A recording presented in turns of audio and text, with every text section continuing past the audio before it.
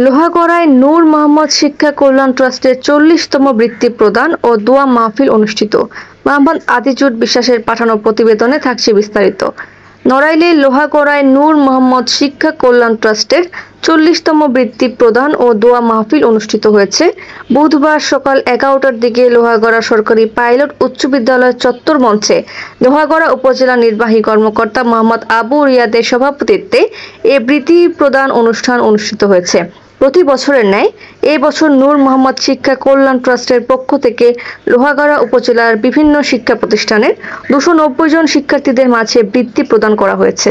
এর মধ্যে উপজেলার 4টি কলেজের 58 জন, 32টি মাধ্যমিক বিদ্যালয়ের 170 জন, 11টি মাদ্রাসার 48 জন ও একটি কারিগরি কলেজের 5 জন প্রতি শিক্ষার্থীকে 1200 টাকা করে এবং উচ্চশিক্ষায় 8 জন প্রতি শিক্ষার্থীকে 5000 টাকা করে মোট 290 জন মেধাবী শিক্ষার্থীদের মাঝে সর্বমোট 3,77,200 টাকার বৃত্তি প্রদান করা হয়েছে। উক্ত অনুষ্ঠানে প্রধান অতিথি হিসেবে উপস্থিত ছিলেন নড়াইল জেলা প্রশাসক শারমিন আক্তার জাহান। এ সময় নূর মোহাম্মদ শিক্ষা কল্যাণ ট্রাস্টের বার্ষিক প্রতিবেদন পাঠ করেন নির্বাহী সচিব, লোহাগড়া সরকারি পাইলট উচ্চ বিদ্যালয়ের ভারপ্রাপ্ত প্রধান শিক্ষক এস.এম. হায়াতুজ্জামান।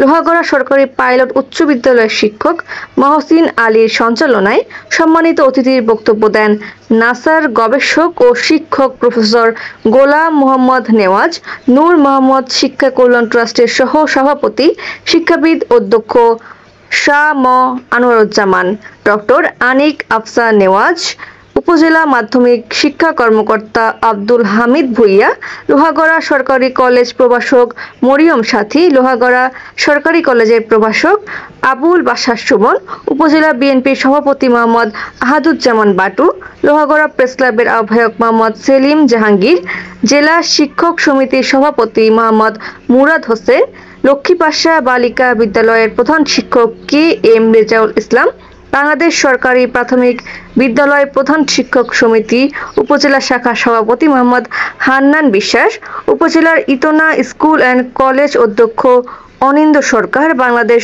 শিক্ষক সমিতি লোহাগড়া উপজেলা শাখার সভাপতি মোহাম্মদ আমির হোসেন, সাধারণ সম্পাদক মোহাম্মদ ইকরাম হোসেন, সাংবাদিক প্রতিনিধি রূপক মুখার্জি প্রমুখ। এছাড়া বিভিন্ন শিক্ষা প্রতিষ্ঠানের প্রধান, বৃত্তিপ্রাপ্ত শিক্ষার্থীরা এবং সাংবাদিকবৃন্দ উপস্থিত ছিলেন।